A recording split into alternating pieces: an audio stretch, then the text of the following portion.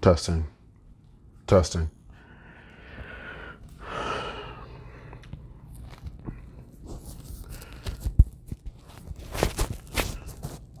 So I wanted to do this for quite some time. I just competed last about 9 days ago at Vulgar Display of Power, and that was my second powerlifting meet. I haven't done one since 2021, so it was exciting to do that. But I don't really want to speak about the powerlifting meet as much. This is not a video about that. It's more so about the journey to the powerlifting meet, where I had a lot of eye-opening experiences and a lot of lessons that I've learned. What motivated me to do this it just came out of the blue, to be honest. I didn't have this predisposed in my mind going into this year. It was more so out of pure boredom, going into the gym without a goal. I think that's one of the worst ways to actually go to the gym, being aimless, having absolutely no goal, no direction. You just kind of float around the gym. I know exercises, I know how to build muscle, I know how to feel good, but that's not enough for me. I need something that motivates me and drives me to pursue forward towards something that's bigger than myself, a meet, a show, a race, an event, something like that, because I've been an athlete all my life. So I needed something to motivate me. So I think the change was, what happened was, let's go back to April when I was on my route to compete at a bodybuilding show in September, which oddly enough, it's September now. So I was on the route to compete then, this month, back in prep in April. So imagine me prepping from April all the way to now. That's what the goal was, to focus on bodybuilding since the past April to now. But what happened is that life happened. And in March, my grandmother passed away. So, that brought some heavy burdens on me, and I just couldn't see myself, going to my brother's house, Chicago, with a family mourning and just cooking chicken and rice and being so focused on my body and that type of training style and lifestyle. It just didn't seem right at that time. So I made a decision to cut it and just live life for my family and live life freely, go to the gym and have fun. But over time, when I got over the mourning, when I got over the death, it started to get boring again with my goals in the gym because it was nothing there. So May 31st hit on the edge of June. So about June 1st, May 31st, I remember saying, you know what, damn it, I'm going to start tracking my workouts. So that was the initial change. It's starting to go to my Google Drive and making that little Google Sheets or Excel and starting to track my workouts and what I was going to do for that day. And then I noticed once I began tracking my lifts, my exercises, that I was lifting heavy. And lifting heavy, coming back, I was pushing myself more because I was tracking, I was paying attention to what I was doing. I wasn't aimless. It was fun for me to lift again in that manner, super heavy. And I started with, oddly enough, not deadlift, not bench, not squat, but shoulder press, dumbbell shoulder press. And it just felt tremendous to lift that heavy again. So the next day, I have it all here, but I don't want to go through too much detail, like I said. But then the next day, I think June 1st or 2nd, I deadlifted. And that was wow, because I haven't heavy deadlifted in an extremely long time. Because during that 2021 period to 2024, this year, 2023, I did a bodybuilding show. I didn't really deadlift heavy. I mean, I would go in and I would do 405 for reps, you know what I mean? But I would never go 600, 500, 600, 700. It was just something I did for fun or just train my back. So I decided to go heavy. And when I did go heavy, it felt, once again, tremendous. It felt like myself, like my spirit was lighting up. But what's funny is it didn't click.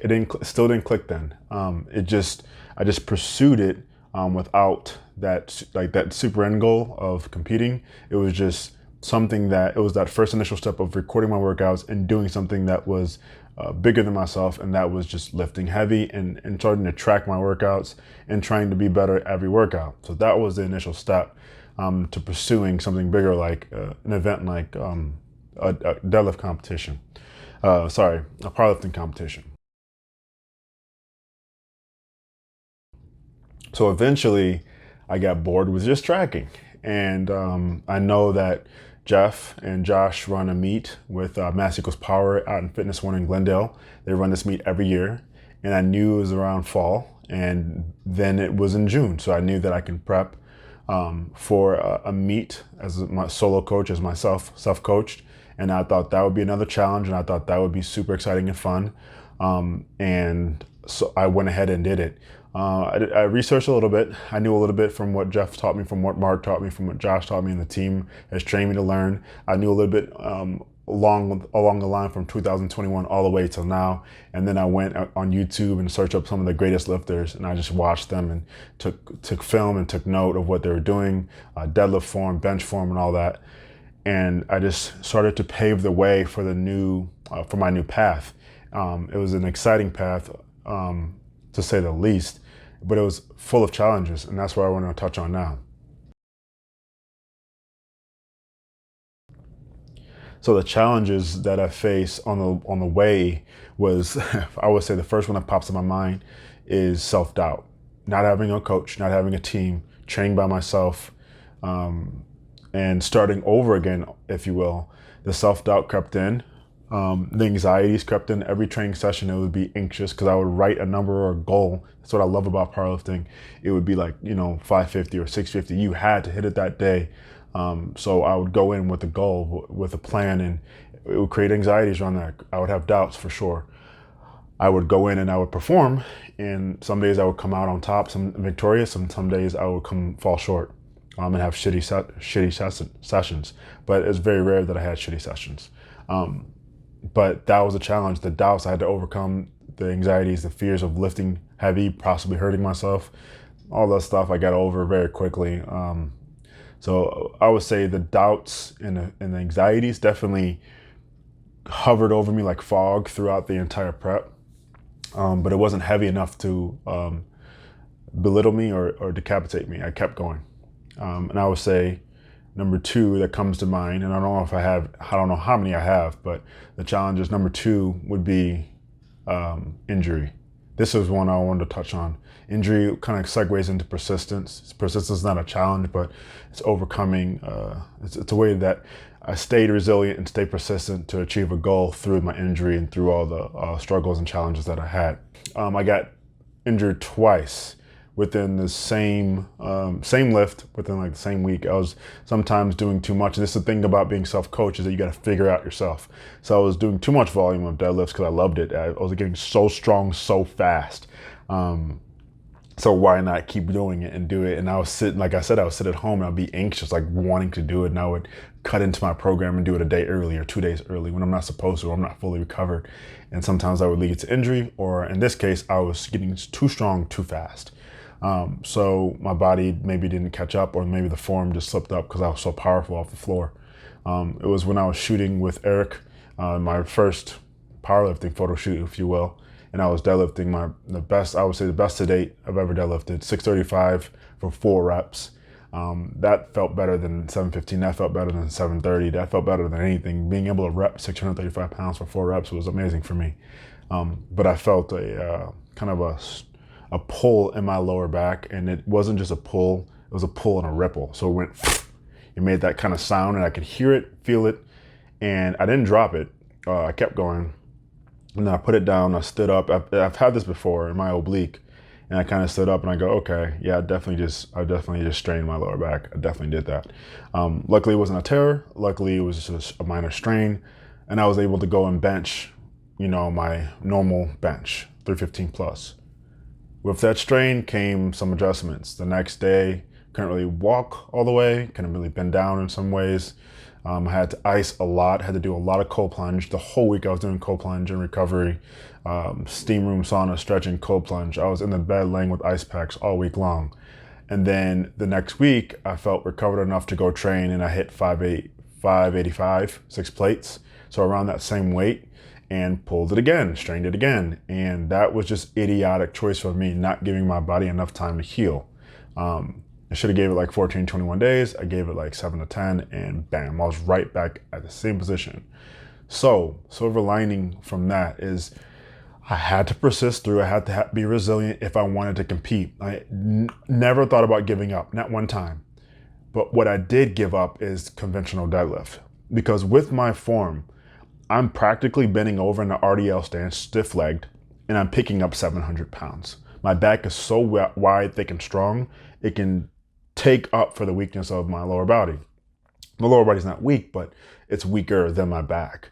So with that being said, like I was moving weight so fast, so rapidly, gaining so much strength, and some parts couldn't keep up, including my lower back. So with that being said, learning how to, I wanted to correct my form, but every single time I got back into that stance, I felt weak. So compared to like Derrick Rose who tore his ACL, compared to athletes who tear their ACL or MCL or anything, and they go back into the arena and they start to move in that same fashion, it's just not the same. So I learned that that was probably the hardest thing for me is to adjust and persist through that and find a different way to deadlift. So Josh or anybody else, if you're out there watching this video, this is why I went sumo, so I can actually compete at the meet. Could I have done conventional? Could I have trained through that and learned how to blast through it? Maybe done 715 conventional, maybe, but I didn't want to risk that injury and I didn't want to have that anxiety and fear going into every single training session. So I made a choice. I bought a deadlift suit, a single ply, and what it does is for me, it protects my hips. It gives you that extra layer in the singlet. And when I go down, it gives me that strength and that pull. I get a pop from the bottom and I feel protected around my hips. And I also had to, get this, switch it to sumo. So one day in my garage, I have a barbell and some weights, definitely not 700 pounds worth of weights.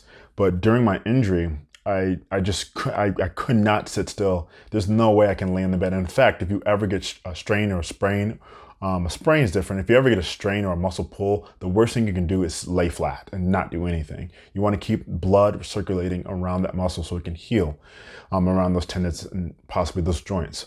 So for me, I went into the garage and I grabbed my barbell and I started doing conventional, like bending over, picking up super lightweight, and I can feel the strain in my left lower back every time, even with a barbell.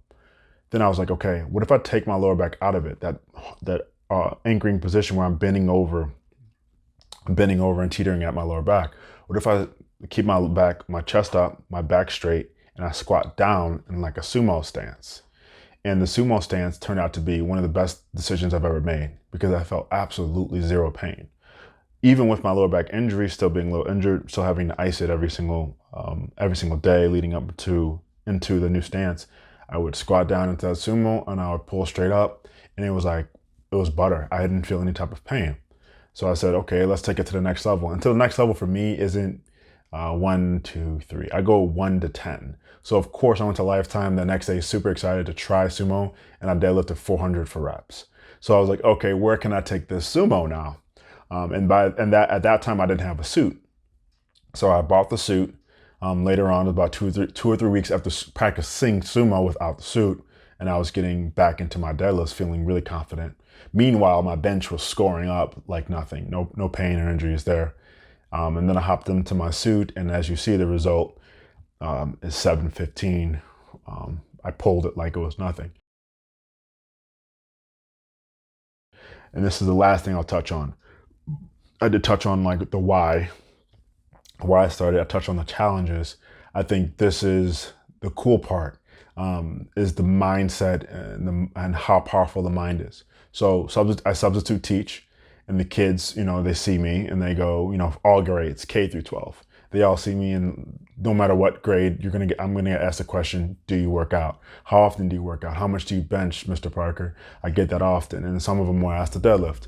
And a lot of times, and I've benched 430 on that clip you saw me almost kill myself at weight room when I was benching without a spotter.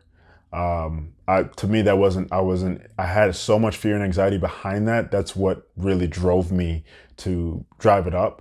I didn't count that because it wasn't competition bench. I didn't pause it on my chest and press through it with a press command, but I still counted it as a gym PR. My other PR was 715 pounds, getting back into deadlifts at weight room as well, conventional, without a suit. So when the kids ask me, what do you bench or what do you deadlift? I would say 430 pounds for bench, and I would say 715 for deadlift because I've done those numbers in the gym. Now, they are not authentic and genuine if you don't do it in the meat. That's just my opinion. It's so much more pressure on the meat. It's serious, and it has judging. Everything has to be right. It's just better at a meet and more official in my opinion. So with that being said, I spoke it out loud. Whenever they asked me, I would say 430, I would say 715, and I'd be confident about it. But meanwhile, there would be that little tingling bit of doubt in my mind saying, man, I haven't done it at the meet yet, so I don't know. I haven't done it at the meet yet. I don't know. And all my friends would ask me, what are you doing? What's your numbers going to be? What are you shooting for? And I would say these things over and over and over like they were already done. And that is the power of the vision and power of the mind, saying them like they're already done. So I did that, and I did that, and I did that, and I did that, and I confirmed that. And I did not speak about the meet too much until I was about 3 to 4 weeks out. Then I started speaking about the meet. I kept it quiet. I never brought it up on Instagram. I show my videos of deadlifts and bench, but I never said I was competing. I wanted to keep my goal to myself and keep that power locked within. So I didn't have any pressure and anxiety around that, especially around social pressure to perform. So when the meet came about, all of those times, those subconscious thoughts, those 10,000 thoughts in my head, whether they're good or bad, the 10,000 thoughts planted in my head about how I will do 430, how I give myself the opportunity to give 430, how I give myself permission, like Steve Johnson said, to do 430, to deadlift 715 pounds or more. I wrote it down in my goal book on my phone, 430 pounds plus bench, 700-pound deadlift, official at a meet. And I said it, and I looked at it, and every single day I said I was going to do it, even if I had anxiety. My heart would race sometimes just looking at it. Meanwhile, I know I can do it, right? I've done it before. But it's scary when it's in front of people. It's a performance, and you have to do it at an event. You have to do it with official judges. It's totally different. You don't know the outcome. That's what anxiety is, fear of the future. But I spoke it, and I did it. I did exactly what I said I was going to do. 430-pound bench with ease.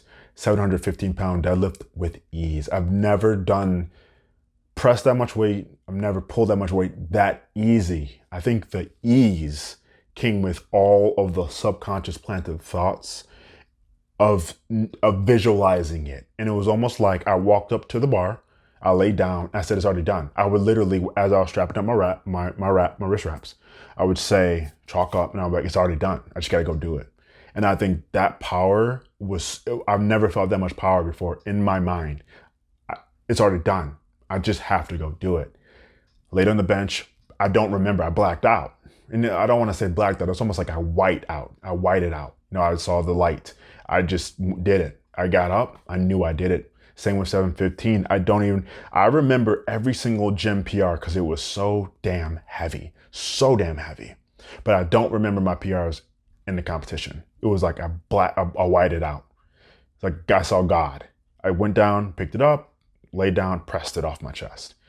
And in the videos, it shows I never did something that easy. I feel like I could have done 2 reps with the 430, to be honest. But that was because I had so much sunken in power in my mind, and I just went, unlocked. It's like the Big Bang. I unlocked it all right there. One thing I didn't have in my way was doubt, fear, worry, anxiety. Those 4 things I carry with almost every competition, every single show. I've done like 9 competitions total with powerlifting, bodybuilding, and every single time I've carried fear, doubt, worry, and stress, anxiety, all of it combined, and I would go onto the stage or onto the platform with that. Did not carry it one time onto the platform this past meet or onto that bench this past meet. And I think that is what shot me forward, and I did everything with ease, and I accomplished all my goals. So it all started with a thought of just being bored, of being aimless and not having a plan B or a goal. And I wanted a plan B to strive for, and look what happened. It was all started with one thought, one planted seed, and it blossomed because over and over, 10,000, 20,000, 100,000 different thoughts planted in my mind made my vision come to life. So you can do that with anything. It doesn't have to be with bodybuilding. It doesn't have to be with powerlifting. It doesn't have to be with physical activity. It can be with anything. Money manifestation, relationship manifestation, career manifestation, happiness, getting out of depression or anxiety. You just have to plant the seed and water it every single day and have a course from A to B.